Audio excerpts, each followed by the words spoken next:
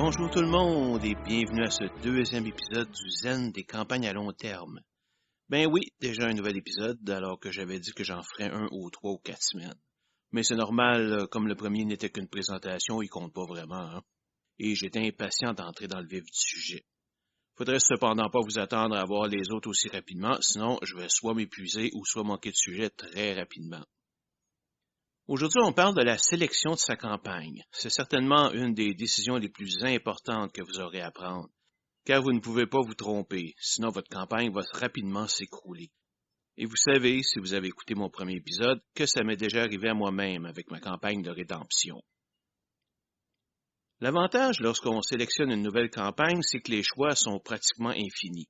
De la fantasy à la science-fiction, du low-life de Chicago au super-héros roi de la planète Xamora, de l'humour pur à l'horreur abjecte, de la simple survie dans un monde post-apocalyptique à un conflit divin dans le multivers. Par contre, il faut comprendre que ce ne sont pas tous ces choix qui feront des bons sujets de campagne à long terme, ou qui intéresseront tout le monde. Mais comment s'y retrouver? Eh bien, c'est ce que nous allons voir dans cet épisode.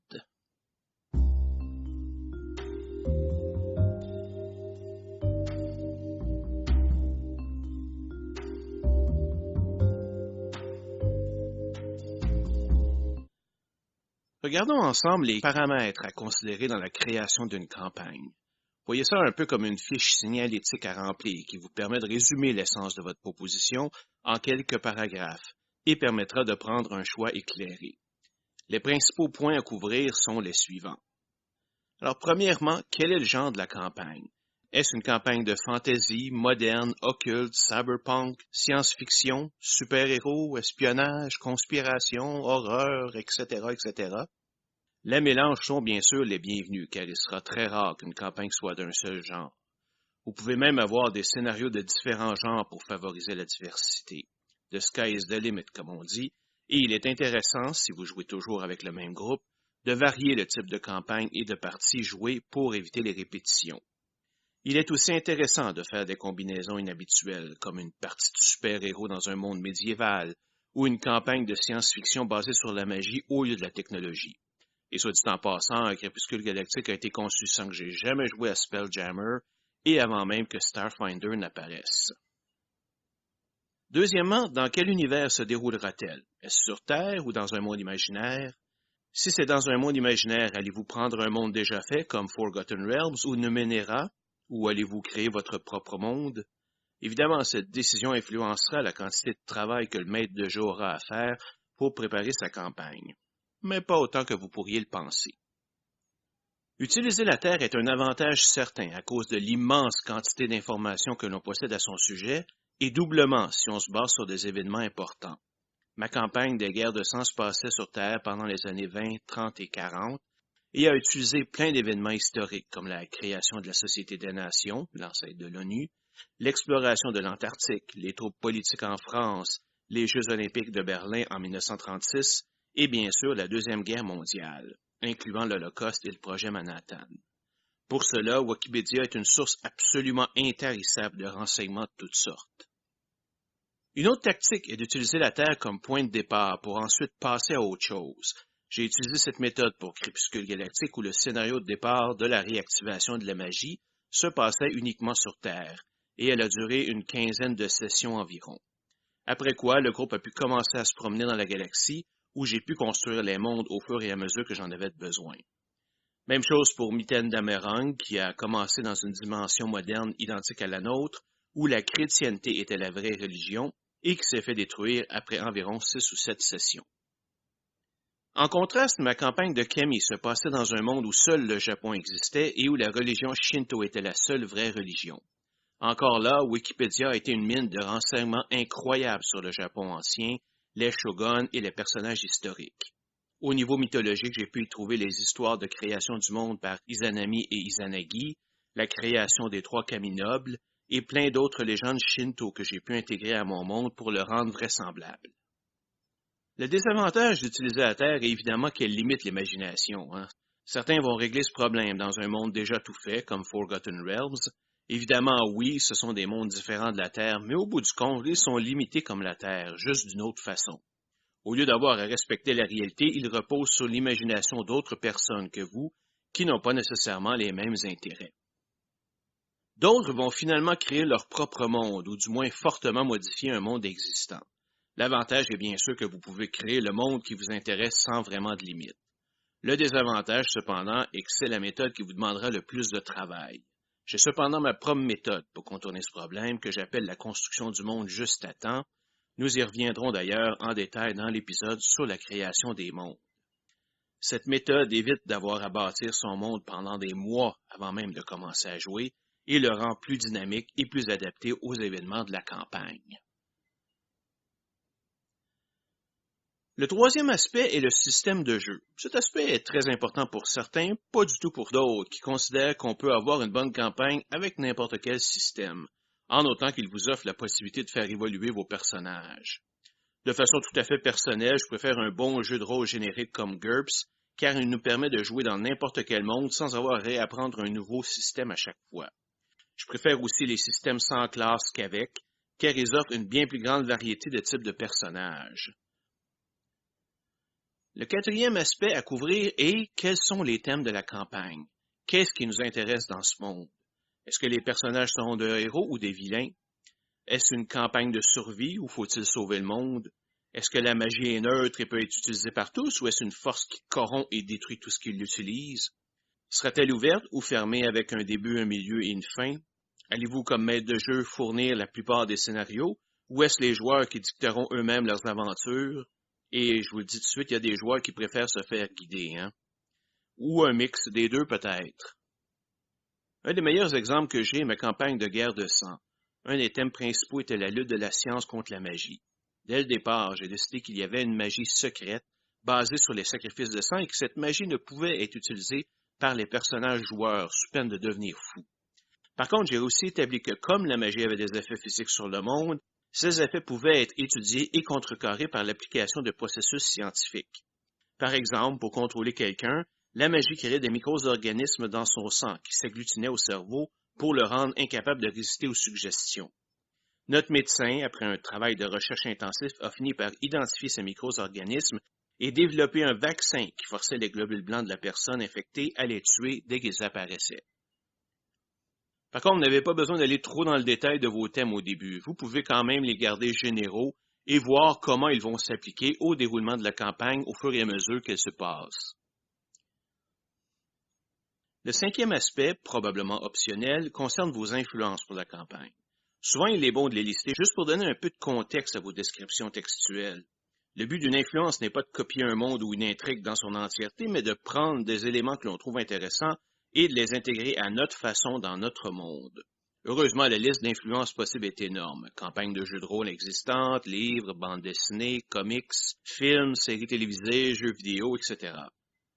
De plus, vous pouvez prendre votre inspiration à plusieurs niveaux. Vous pouvez simplement jouer une campagne de jeux de rôle qui existe déjà, comme The Masks of Nyarlathotep ou Kingmaker. Elle vous demandera le moins d'efforts car le monde est déjà existant et vous utilisez les règles natives. Vous pouvez traduire un monde existant dans votre système. Par exemple, je suis déjà amusé à traduire la série des jeux vidéo Mass Effect à GURPS pour jouer dans cet univers. Certaines compagnies font déjà le travail pour vous, comme pour Star Wars et Star Trek. L'avantage principal est que le monde est déjà créé, mais par contre, la traduction des règles peut demander beaucoup de travail.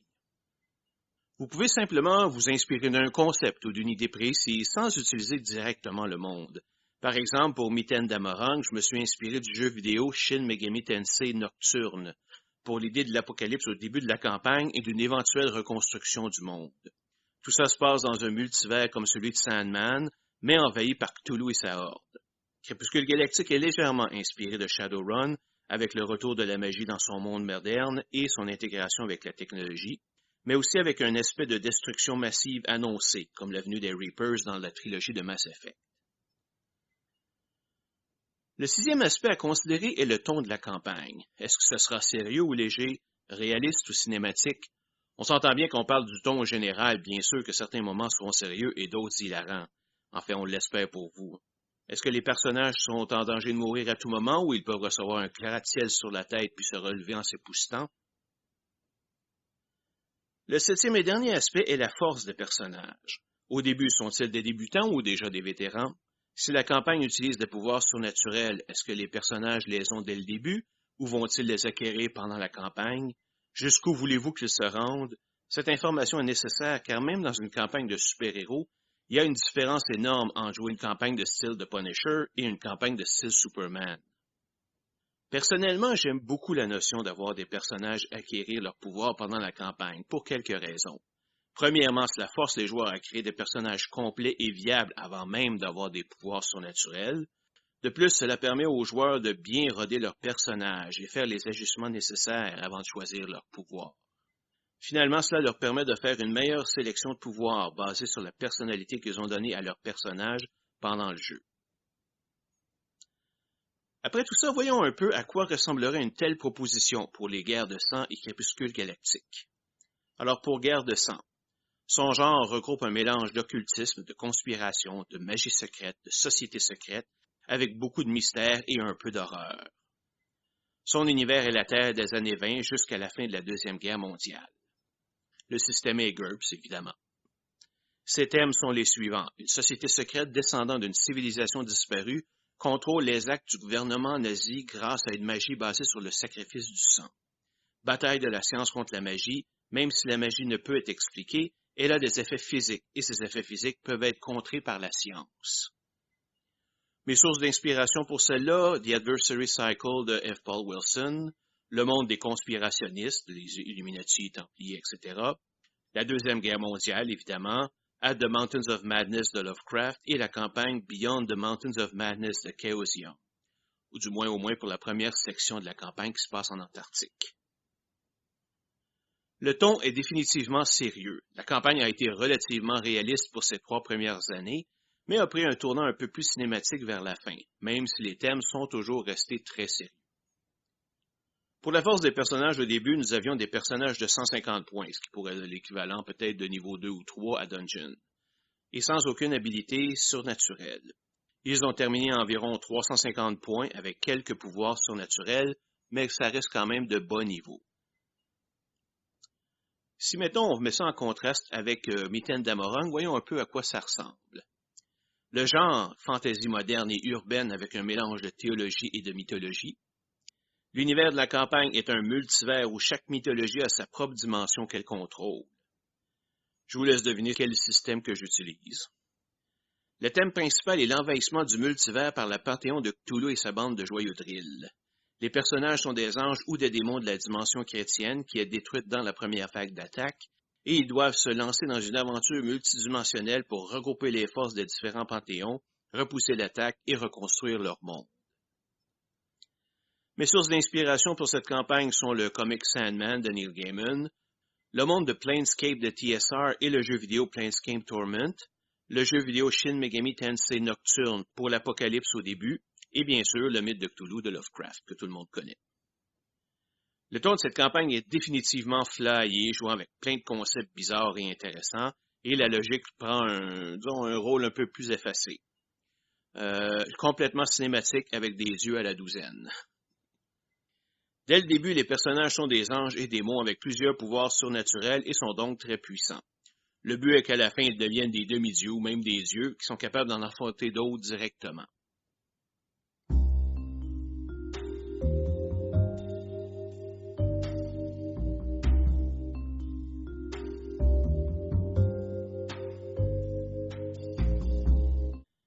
Maintenant que l'on connaît les paramètres d'une campagne, on va s'intéresser au processus de sélection. Soyons clairs dès le début, le choix de la campagne n'est pas le privilège exclusif du maître de jeu ou de quelques joueurs. Il s'agit d'une décision de groupe et qui doit être acceptée par tout le monde.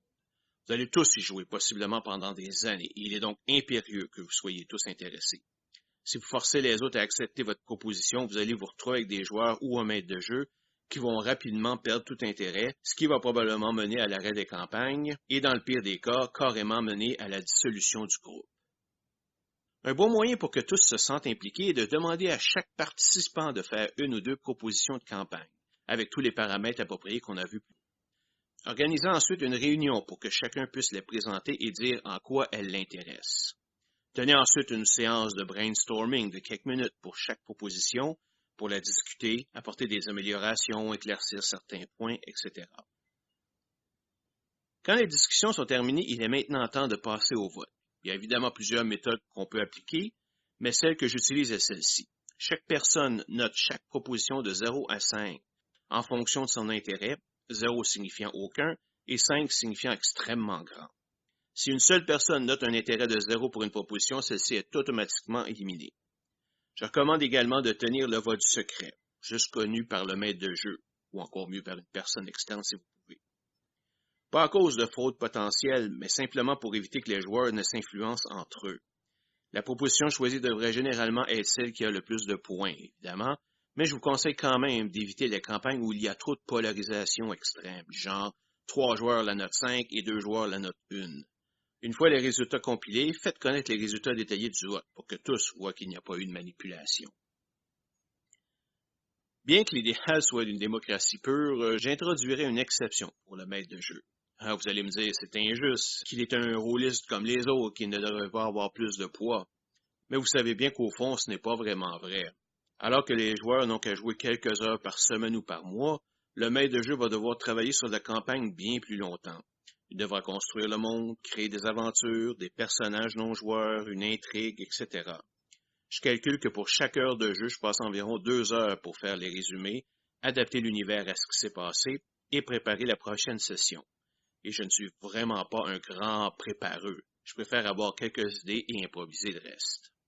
Alors jouer dans un monde qui ne m'intéresse qu'un peu est hors de question. Il y a 2 méthodes auxquelles je peux penser pour supporter cet aspect. Le premier est de laisser le maître de jeu voter comme les autres, mais éliminer tout ce qu'il note comme 3 ou moins. Mais c'est pas vraiment une méthode que je recommande, car ça pourrait causer des conflits si tous les autres joueurs préfèrent une campagne en particulier et lui l'a éliminé. À la place, je suggère plutôt que le maître de jeu fasse un tri préliminaire des propositions et élimine d'emblée celles qui ne l'intéressent pas. Puis les joueurs choisiront parmi celles qui restent. En plus, comme le maître de jeu ne vote pas, il peut servir d'arbitre impartial pour compter les votes. Un petit conseil pour éviter les situations qui me sont arrivées pour Rédemption et Anges et Démons. Lorsqu'en tant que maître de jeu, vous évaluez une proposition de campagne, sachez qu'il n'est pas suffisant de la trouver cool et intéressante. Elle doit aussi vous inspirer. Un bon test est, lorsque vous faites votre évaluation, prenez le temps de penser à des scénarios que vous pourriez jouer. Si vous n'êtes pas capable d'en trouver au moins comme 5 assez différents de façon pratiquement instantanée, peut-être que l'univers est trop complexe ou trop limité pour une campagne à long terme. Trouver des scénarios intéressants deviendra probablement un boulet pour vous.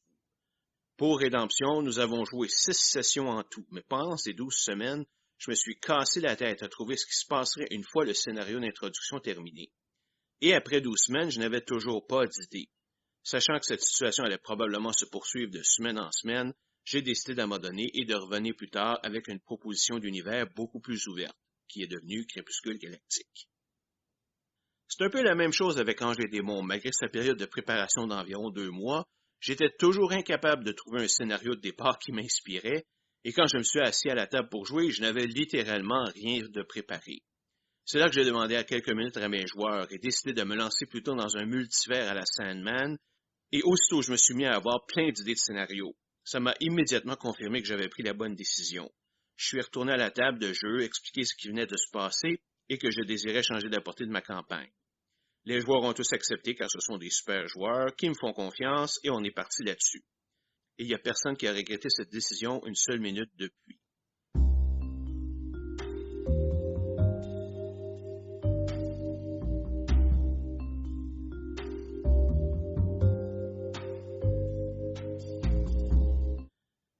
Bon, c'est tout pour cet épisode et j'espère que ça vous aura donné de bons trucs pour bien sélectionner votre campagne. Dans le prochain épisode, on va commencer sa préparation. Alors, à la prochaine!